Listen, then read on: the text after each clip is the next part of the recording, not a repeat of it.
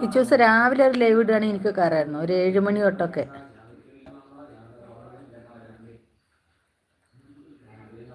പൊട്ടിത്തകർന്ന കീനാവിൻ്റെ മയ്യത്ത് കെട്ടിപ്പിടിച്ചു കരയുന്ന പെണ്ണെ, കെട്ടിപ്പിടിച്ചു കരയുന്ന പെണ്ണെ.